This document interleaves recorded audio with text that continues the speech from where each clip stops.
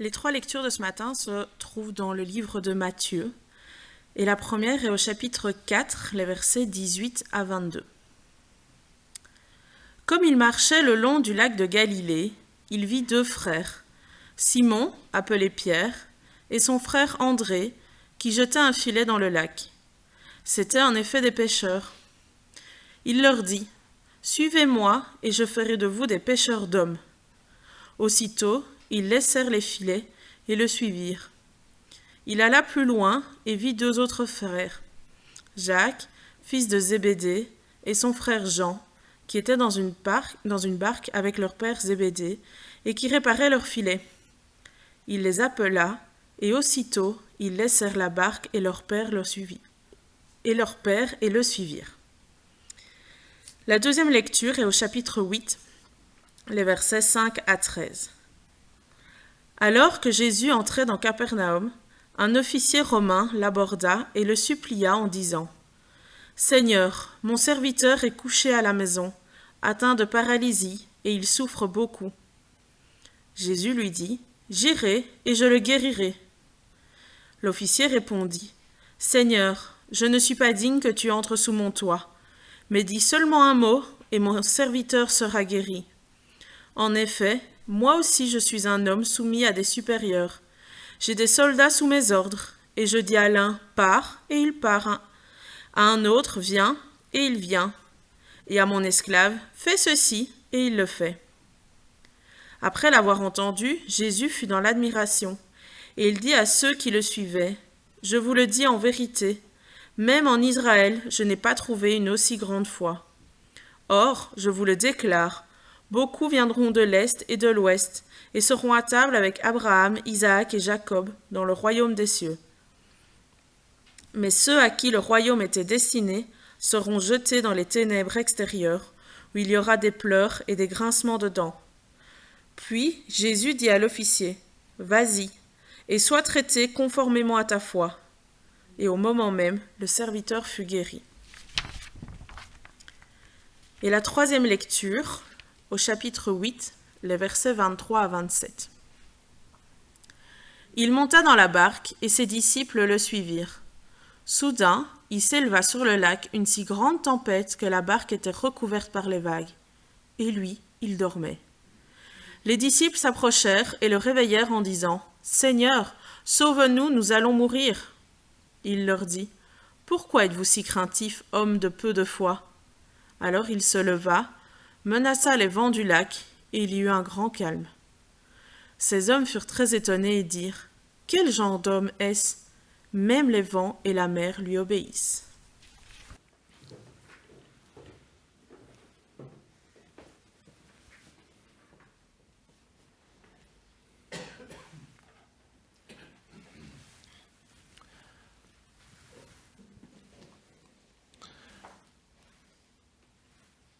Cette semaine, je me suis rendu à la prison, pas très loin d'ici, pour vivre le culte hebdomadaire avec les détenus qui le désiraient. On ne peut pas se réunir le dimanche, mais c'est au milieu de la semaine. Alors cela pourrait vous sembler bizarre, mais j'aime ces moments passés là-bas. La prison, ce n'est pas très agréable, mais j'aime passer des moments là-bas, car les discussions avec les prisonniers sont plus directes, plus franches, avec, paradoxalement, moins de barrières. En revanche, pour entrer dans la prison, je peux vous assurer qu'il ne manque pas de barrières et de contrôle. On procède même à une enquête sur vous pour ne pas mettre à mal la sécurité de l'établissement. Alors imaginez si j'avais dû me rendre auprès d'un chef d'État. J'imagine que les contrôles auraient été aussi sévères, peut-être plus.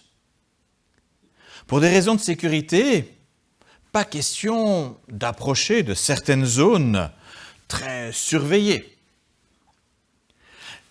Notre niveau de sécurité dans notre pays est tel qu'on tente même d'empêcher les toutes petites bestioles, là, les virus, de passer.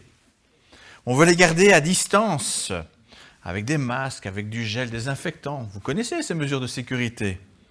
D'une certaine façon, nous sommes devenus des experts pour mettre des murs de sécurité, des murs visibles, Donald Trump s'y connaît, et des murs invisibles.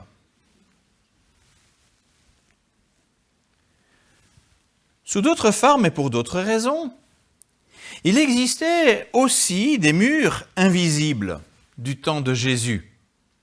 Par exemple, pas question pour un lépreux de s'approcher des personnes saines et des zones habitées. Les lépreux devaient rester à l'écart dans de petites zones réservées. Pas question non plus pour un juif de se rendre dans la maison d'un étranger. Selon les lois religieuses de l'époque, cela le souillerait, il deviendrait impur. Or, que se passe-t-il au début du chapitre 8 de l'évangile de Matthieu?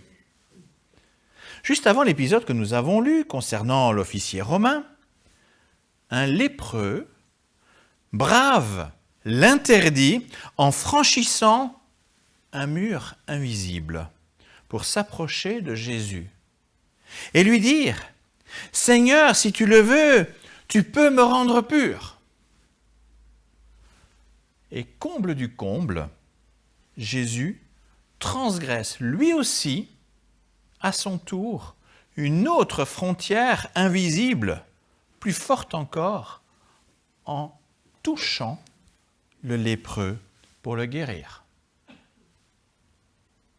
C'est alors qu'arrive le centurion, un étranger, un ennemi participant à l'occupation du pays et imposant un pouvoir sévère pour éviter toute rébellion. Il faut dire que là-bas, ça boue. Cet officier n'est pas vraiment le bienvenu parmi les Juifs. Ok, il est probablement bien considéré à Capernaum parce qu'il s'entendait bien, mais tout de même, ça reste un officier romain.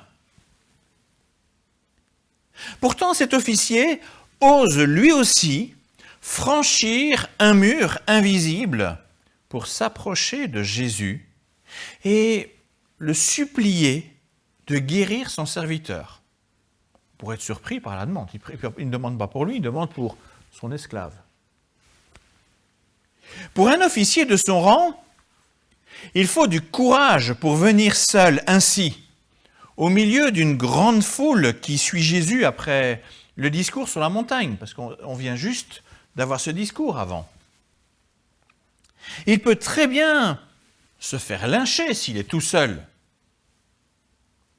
Mais écoutant son cœur, voilà qu'il supplie Jésus, laissant tomber ses craintes du danger, ses préjugés, son orgueil, ses croyances ancestrales, autant de murs qui le tenaient à l'écart. La démarche du centurion a vraiment de quoi surprendre toute la foule. Mais cette dernière n'est pas au bout de ses surprises.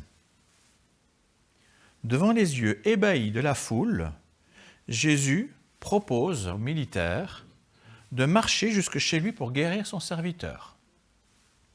Devant tous, Jésus brave les règles de pureté et de patriotisme. Il est prêt à franchir les murs comme il vient de le faire avec le lépreux. Alors à ce moment-là, on peut s'attendre à ce que l'officier soit honoré de recevoir le Seigneur Jésus en qui il reconnaît une grande autorité jusqu'à être capable de guérir un paralytique parce que c'était de paralysie dont souffrait son serviteur. Imaginons un instant que Jésus soit au milieu de nous. Il serait là à la fin du culte, avec nous, physiquement. Le pauvre. Nous serions tous là après le culte, autour de lui, en train de lui expliquer tous nos problèmes. Et Jésus nous dirait, « Ok, je viens chez toi, on va solutionner tes problèmes. » Waouh! Ce serait cool ça, non? Reconnaissons que nous serions dans une immense joie et honorés de le recevoir chez nous. Dis pas amen trop vite. Surtout en ayant la conviction, la foi qu'il peut résoudre nos problèmes. Ouais, si Jésus vient, il va résoudre nos problèmes. C'est cool. Plus encore, avec une personne comme Jésus à nos côtés, notre foi est probablement telle que nous serions après capables de le suivre partout, afin qu'il apporte des solutions dès que nous avons un problème. Oui Seigneur, je t'accompagne, je vais avec toi, parce que je sais que dès que je serai avec toi, si j'ai qu'un petit quelque chose, tu vas le régler tout de suite. C'est génial. Avec Jésus à nos côtés, c'est comme si la lumière nous accompagnait en traversant le tunnel. Elle n'est pas au bout, la lumière, elle est avec nous, dans le tunnel. N'est-ce pas ce que les 4 disciples ont fait quand Jésus leur a demandé de se joindre à lui? Ah, Jésus nous appelle. Waouh, quel honneur! Oui, je veux participer. Ils ont vu ce que Jésus était, de quoi Jésus était capable.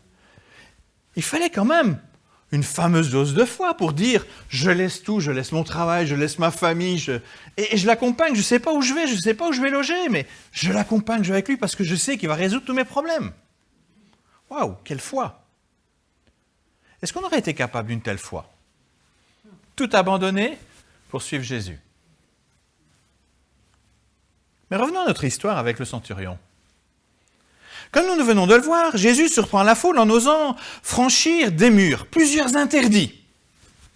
Mais à présent, c'est le militaire qui surprend Jésus. Plutôt que de profiter de l'opportunité d'accueillir le Seigneur dans sa demeure, il lui propose de ne pas aller jusque chez lui. Tiens, c'est bizarre. Qu'on ne s'y trompe pas. La proposition du centurion n'est pas animée par les convenances, ni parce qu'il sait qu'un juif n'est pas trop à l'aise de venir vers un étranger. Donc, il n'est pas motivé par ces murs invisibles. Lui-même les a franchis pour venir près de Jésus. Mais il est animé par quelque chose de tellement plus grand, de tellement plus beau. Et Jésus s'en rend compte immédiatement. L'officier comprend très bien ce que signifie avoir de l'autorité.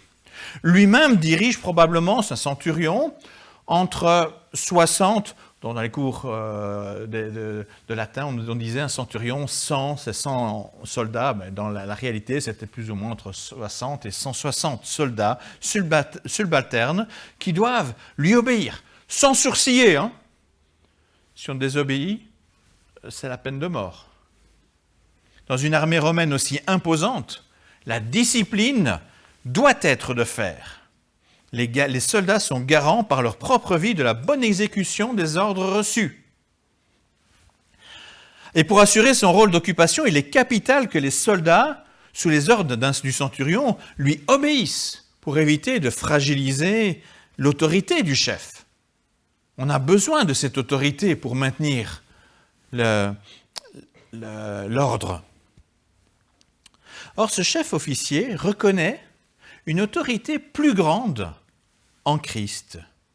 Une autorité qui ne peut être remise en question. Une autorité spirituelle telle que, même à distance, il peut guérir son serviteur. Il propose donc, non pas que Jésus se mette en route, et c'est là la subtilité, mais que lui-même se mette en route. Ça va vous paraître bizarre, mais marcher par la foi, il le fait sans Christ. Nous, on dit souvent, marcher par la foi, c'est être avec le Christ. Regardez le centurion, il marche par la foi sans Christ. Quand je dis sans Christ, entendons-nous bien, sans Christ physiquement. La foi du centurion est telle qu'il peut se mettre en marche pour rentrer chez lui avec la ferme conviction que Jésus accomplit ce qu'il promet. C'est la parole du Christ qu'il prend avec lui. L'étranger, parce qu'il n'est pas juif, l'étranger croit et c'est lui qui se met en marche par la foi pour rejoindre la lumière au bout du tunnel. Il est peut-être dans le noir du tunnel, mais il a cette parole qui lui permet d'aller vers la lumière. Après la surprise de Jésus, il dit à la foule, « Je vous l'ai dit en vérité, même en Israël, je n'ai pas trouvé une aussi grande foi. » Cette déclaration de Jésus a de quoi surprendre. On a quand même les 4 disciples des Juifs d'Israël qui ont tout quitté pour le suivre. Tout à l'heure, je vous ai demandé si c'était une grande foi. Amen, on m'a dit. De plus, Israël est le peuple de l'Alliance, ce peuple qui a une relation privilégiée avec le Dieu d'Abraham, d'Isaac et de Jacob. Ils ont vécu tellement d'aventures ensemble. Bien entendu qu'un Juif sait de quoi Dieu est capable. Pardon. Comment Jésus ose-t-il alors dénigrer la foi d'un tel peuple? Il ne faut pas longtemps pour le comprendre. Un peu plus loin, dans le même chapitre 8, un peu dans les versets suivants, nous avons lu l'épisode de la traversée de la mer de Galilée, lors de laquelle une tempête se lève. Les disciples sont avec Jésus, mais Jésus dort, malgré les vagues. Les disciples sont pris de panique, comme si Dieu n'était pas là avec eux. Ils craignent pour leur vie et sans tarder, ils réveillent Jésus. « Seigneur, au secours! Sauve-nous, nous allons mourir !» Ces disciples avaient eu le courage de tout quitter pour suivre Jésus. Mais là, c'est la première adversité à laquelle ils font face. Et dans l'adversité, c'est tout autre chose. Où est leur foi? Ces hommes ont déjà vu Jésus à l'œuvre. Ils ont vu la guérison du lépreux. Ils ont vu ce qui s'est passé avec le serviteur du centurion. Ils ont vu d'autres choses. Mais face à cette adversité, c'est comme s'ils avaient tout oublié. Et Jésus leur reproche, « Pourquoi êtes-vous si craintifs, hommes de peu de foi ?» C'est aux gens qui ont tout quitté qu'il dit ça. Hein? Hommes de peu de foi. Ils ont vu Jésus à l'œuvre bien plus que ce que le centurion n'avait vu. Pourquoi alors tant de crainte dans cette barque? Dans la tempête, le contraste de foi entre le centurion et les disciples devient saisissant. Le centurion étranger nous apprend une leçon sur ce que doit être la foi. La foi véritable, ce n'est pas de marcher avec Jésus et observer au fur et à mesure s'il est fiable avant de lui faire confiance. On a un peu l'impression que c'est ce que font les disciples. Oui, on te suit, ok. Mais en même temps, on veut voir quand même. Hein? Ils marchent avec lui, mais quand ils sont vraiment dans la difficulté, quand ils ont besoin de cette foi, ils sont immédiatement pris de panique parce que Jésus dort et qu'il n'agit pas immédiatement. Comment nous faisons quand nous prions et que Dieu ne répond pas immédiatement? On est un peu comme ses disciples. Au secours, au secours! La foi véritable, ce n'est pas non plus de forcer la marche de Jésus pour qu'il vienne là où nous voudrions qu'il soit. Oui, Seigneur, tu es là, viens chez moi. Ce n'est pas ça la foi véritable. Serions-nous le maître du Christ pour exiger de lui qu'il agisse de telle ou telle manière, qu'il se rende à tel ou tel lieu? Dieu a en horreur ceux qui utilisent son nom pour se présenter comme des grands hommes à qui Dieu ne refuserait rien. Il y en a là qui se présentent comme des grands prophètes, des grands guérisseurs. Viens, je vais prier pour toi, Dieu va agir. Je suis un homme puissant. Dieu a en horreur ça. C'est pas ça la foi. La foi véritable, c'est d'oser se mettre soi-même en marche en croyant que ce que dit le Seigneur s'accomplit. Même si nous ne sommes pas encore au bout du tunnel. La foi véritable n'exige rien de Dieu, elle reçoit ses paroles comme vérité. Elle chasse les craintes et offre la paix en reconnaissant la pleine autorité de Dieu. La foi véritable est une totale dépendance à sa souveraineté. C'est ça que nous apprend le centurion. Ce sont dans les difficultés que la foi cachée dans notre cœur apparaît au grand jour. Si aujourd'hui je vous demande si vous avez la foi, je ne sais pas, mais si vous êtes à un moment donné dans la difficulté, on discute ensemble et je verrai votre foi. Notre manière de réagir aux difficultés, à l'adversité, nous révèle quelle est notre foi. Si nous avons besoin que le Seigneur soit à tout instant là à notre côté pour agir immédiatement, pour nous rassurer sur tout, mais nous avons encore la foi d'un nourrisson. Le nourrisson pleure dès qu'il y a quelque chose qui ne va pas. Les parents le laissent alors un peu, parfois pleurer un petit peu. Pourquoi on fait ça? Pourquoi est-ce qu'on laisse un enfant de temps en temps pleurer? Tout simplement pour qu'il apprenne la patience et la confiance. Bien sûr que les parents qui aiment leur enfant répondront aux besoins de leur enfant au moment voulu. Ils ne vont pas le laisser pleurer sans arrêt. Ce n'est pas du tout là la question. Alors si les parents sont capables de le faire, et on est loin d'être parfait, à combien plus forte raison Dieu répondra aux besoins de ses enfants.